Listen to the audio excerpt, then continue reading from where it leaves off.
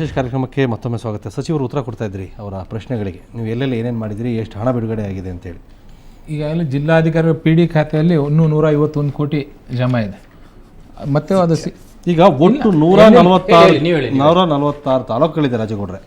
146 ತಾಲೂಕುಗಳಿಗೆ 150 ಕೋಟಿ ರೂಪಾಯಿ ಸಾಕ ಅಂತ ಕೇಳಿದ್ರೆ ಈಗ ಮತ್ತೆ 30 ಲಕ್ಷ ಬೆಳಿಗ್ಗೆ ರಿಲೀಸ್ ಮಾಡ್ತಾನೆ CM ಅವರು ಹೇಳಿದ್ದಾರೆ. ಕುಡಿಯೋ ನೀರಿನ ವ್ಯವಸ್ಥೆಗೆ ಏನ್ ಮಾಡಿದಿರಿ? 30 ಲಕ್ಷ ಪ್ರತಿ ಕಾನ್ಸ್ಟಿಟ್ಯೂನ್ಸಿಗೆ ಬಿಡುಗಡೆ ಮಾಡಿ. ಏನ್ ಡೈರೆಕ್ಷನ್ ಏನು, ಕುಡಿಯೋ ನೀರು ಹೆಂಗ್ ಕೊಡಬೇಕು ಅಂತ? ಈಗ ಅಲ್ಲಿ ಟ್ರಾನ್ಸ್ಪೋರ್ಟ್ ಕಮಿಟಿ ಅಂತ ಇರ್ತಾರೆ, ಅಲ್ಲಿ ಶಾಸಕ ಅಧ್ಯಕ್ಷ ಇರ್ತಾರೆ, ತಹಶೀಲ್ದಾರ್ ಮತ್ತು EO ಮತ್ತು ಜಾನುವಾರುಗಳ ಸ್ಥಿತಿ ಏನು? ಜಾನುವಾರುಗಳಿಗೆ ಈಗಾಗಲೇ ನಾವು ಮೇವು ಸಂಗ್ರಹಣೆ ಮಾಡೋಕ್ಕೋಸ್ಕರ ಇದು ಮಾಡಿದ್ದೇವೆ. 1,77,00,000 ರೂಪಾಯಿನೂ ಬಿಡುಗಡೆ ಮಾಡಿದ್ದೇವೆ.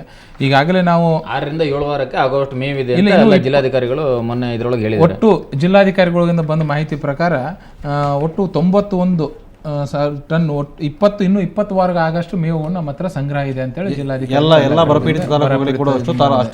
ಅಷ್ಟಿದೆ. ಒಟ್ಟು 35 ಗೋಶಾಲೆಯನ್ನು ತೆಗೆದಿದ್ದೇವೆ. 2 ಮೇವಿನ ಬ್ಯಾಂಕ್ ಗದಗ ಜಿಲ್ಲೆಯಲ್ಲಿ ಸ್ಥಾಪನೆ ಮಾಡಿದ್ದೇವೆ ಮತ್ತು ಪಶುಸಂಗೋಪನೆ ಇಲಾಖೆಯಿಂದ ವಿಶೇಷ ಅನುದಾನ. ಯಾಕೆಂದ್ರೆ ಬಹಳಷ್ಟು ಸರ್ಕಾರದ ಯೋಜನೆಗಳು ಘೋಷಣೆಗಳು ಹಿಂಗ್ ಪೇಪರ್ ಅಲ್ಲಿ ಇರ್ತವೆ, ಅದು ಜಾರಿಯಾಗಿದೆಯಾ, ಜನಕ್ಕೆ ತಲುಪ್ತಾ ಇದೆಯಾ ಅನ್ನೋದು ಜನಕ್ಕೆ ತಲುಪಬೇಕನ್ನೋದೇ ನಮ್ಮ ಉದ್ದೇಶ. ತಲುಪಗೋಸ್ಕರನೇ ಕೆಲಸ ನಾವೆಲ್ಲರೂ ಮಾಡ್ತಿದ್ದೇವೆ. ಈಗ ಮಾನ್ಯ ಮಂತ್ರಿಗಳು ಹೇಳ್ತಾ ಇರೋದನ್ನು ನಾನು ಕೇಳ್ತಾ ಇದ್ದೀನಿ.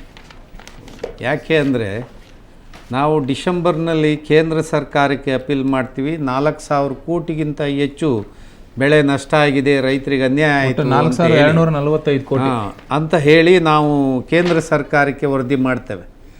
ಈಗ 4,000 ಚಿಲ್ಲರೆ ಕೋಟಿ ನಷ್ಟ ಆಗಿರೋದನ್ನು ಕೇಂದ್ರಕ್ಕೆ ನಾವು ಮನವಿ ಮಾಡ್ತಾ ಇರುವಾಗ ನಮ್ಮ ಸಿದ್ಧತೆ ಏನು? ಅಕ್ಟೋಬರಿಂದ ಇಲ್ಲಿವರೆಗೆ ಎಷ್ಟು ಸಿದ್ಧತೆ ನಡಿಬೇಕಾಗಿತ್ತು?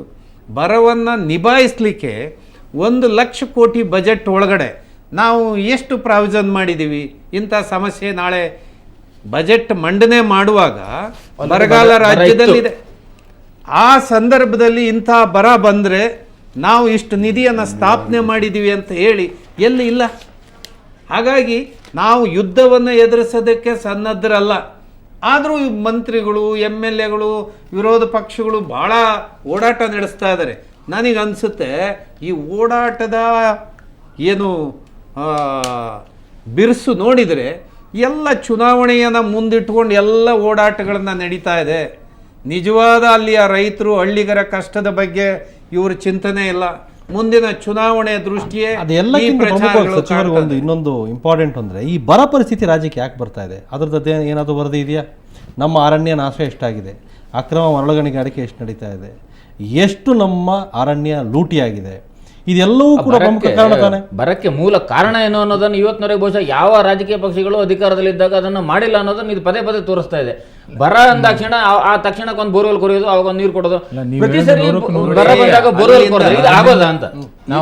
ಸರ್ಕಾರಗಳಿಂದ ಗೌಡ್ರೆ, ಇಂದಿನ ಸರ್ಕಾರಗಳಿಂದ ಇವತ್ತಿನವರೆಗ ಇದು ಸಂಪೂರ್ಣವಾಗಿ ಬರದ ರೀತಿಯಲ್ಲಿ ಎಲ್ಲ ಇಡೀ ನಮ್ಮ ಪರಿಸರನ ನಾಶ ಮಾಡಿ ಬರ ಬರದಲ್ಲಿ ಇನ್ನೇನಾಗುತ್ತೆ? ನಮ್ದು ಯಾವುದೋ ಈಗ ಟ್ಯಾಂಕರಲ್ಲಿ ತಗೊಂಡೋಗಿ ನೀರು ಕೊಟ್ಬಿಡೋದು, ಎಲ್ಲೋ ಮೇವು ರೆಡಿ ಇದೆ ಅಂತ ಯಾರೋ DC ಹೇಳೋದನ್ನು ಸರ್ಕಾರ ಕೇಳ್ತಾ ಕೂತ್ಕೊಳ್ಳೋದು, ಅದು ಮೇವು ತಲುಪ್ತಾ, ಅಲ್ಲಿ ಹಸು ತಿಂತ, ಇದು ಯಾವುದು ಪ್ರಶ್ನೆ ಇರೋದಿಲ್ಲ. ಎಲ್ಲ ಪೇಪರಿನ ಮೇಲೆ ಲೆಕ್ಕಾಚಾರ ನಡೀತಾ ಇರುತ್ತೆ. ಆದರೆ ಬರವನ್ನು ಎಗಸ್ಲಿಕ್ಕೆ, ಮುಂದೆ ಬರ ಬಂದರೂ ಕೂಡ ಅದು ಎಫೆಕ್ಟಿವ್ ಆಗ್ದಂಗೆ ಇರಲಿಕ್ಕೆ ನಾವು ಯಾವತ್ತ ಸನ್ನದ್ಧರಾಗಿದ್ದೀವಿ? ಇದೆಲ್ಲ ಬಗ್ಗೆ ನಮಗೆ ಚಿಂತೆ ಇಲ್ಲ. ಈಗ ಬೋರ್ ಕೊರೆಸಿದ್ರಪ್ಪ, ಬೋರಲ್ಲಿ ನೀರೆತ್ತ ಕರೆಂಟ್ ಬೇಡವಾ? ಕರೆಂಟ್ ಎಲ್ಲಿದೆ? ಫ್ರೀಯಾಗಿ ಕರೆಂಟ್ ಕೊಡ್ತೀವಿ ಅಂತ ಬಂದವರಿಗೆ ಮತ್ತೆ ರೇಟ್ ಜಾಸ್ತಿ ಮಾಡ್ತೀವಿ ಅಂತಿದ್ರಿ. ಎಲ್ಲೆಲ್ಲಿ ಬರ ಅಲ್ಲಿಂದ ಕರೆಂಟ್ ಇಂದ ಹೆಚ್ಚಿನ ಒಂದು ಮಾತು ಜ್ಞಾಪಕ ಮಾಡ್ತೀನಿ. ಸರ್ಕಾರದ BJPಯ ಪ್ರಣಾಳಿಕೆ ಚುನಾವಣೆ ಪೂರ್ವದಲ್ಲಿ ನಾವು ಹಳ್ಳಿಗಳಿಗೆ 24 ಗಂಟೆ ಕರೆಂಟ್ ಕೊಡ್ತೀವಿ ಅಂತೇಳಿ ಚುನಾವಣೆ ಭರವಸೆನ ಕೊಟ್ಟವ್ರು ನಮಗೆ. ಆದ್ರೆ ಇವತ್ತು ಏನು ಯೋಚನೆ ಮಾಡ್ತಾ ಇದ್ರಿ? ಹಾಗಾಗಿ ಬಹಳ ಅಪಾಯ ಆಗ್ತಾ ಇದೆ. ನಿಮ್ಮ ಹತ್ರ ಒಂದು ವಿಷಯ ಏನು ಅಂತಂದ್ರೆ, ಈಗ ನಿಜವಾಗ್ಲೂ ಬರ ಅಂದ್ರೆ ಏನು, ಅದ್ರ ಬಗ್ಗೆ ನಮಗೆ ಬಹಳ ಜನ ಈಗ ನಮ್ಮ ರಾಜ್ಯದಲ್ಲಿ ಇರೋದು ಬರನ ಅಥವಾ ನೀರಿನ ಸಮಸ್ಯೆನ?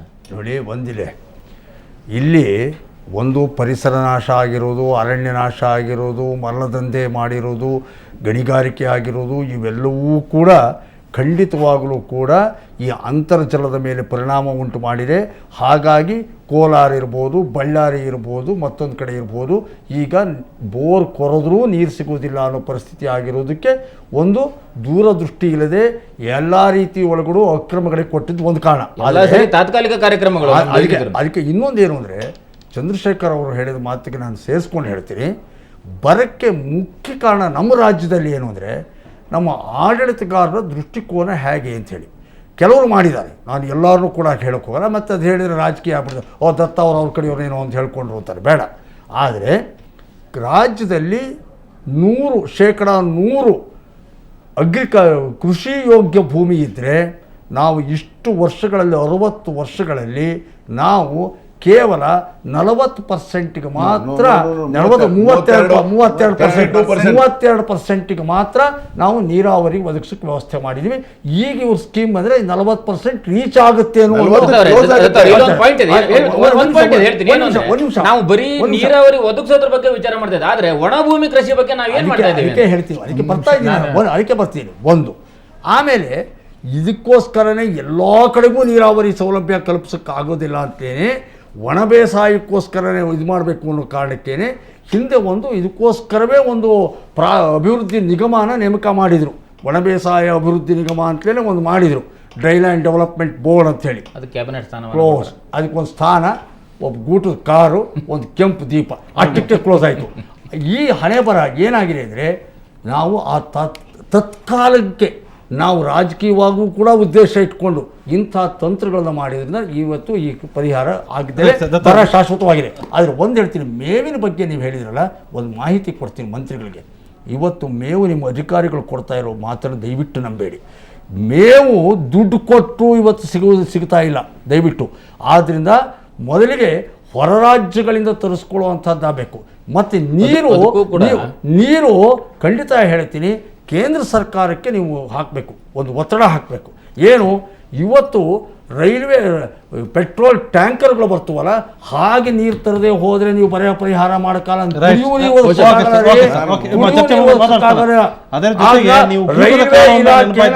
ರೈಲ್ವೆ ಇಲಾಖೆನ ಈಗ ತತ್ಕಾಲ ಅನೇಕ ಗಂಜಿ ಕೇಂದ್ರಗಳು ರಾಜ್ಯ ಸರ್ಕಾರದಲ್ಲಿದೆ, ಕೆಲಸಕ್ಕೆ ಬಾರದ ಅನೇಕ ಇಲಾಖೆಗಳಿದಾವೆ. ಅದ್ರ ಬಗ್ಗೆ ಮಾತಾಡ್ತೀನಿ. ಅದಕ್ಕೆ ಮೊದಲು ಒಂದು ಚಿಕ್ಕ ಬ್ರೇಕ್.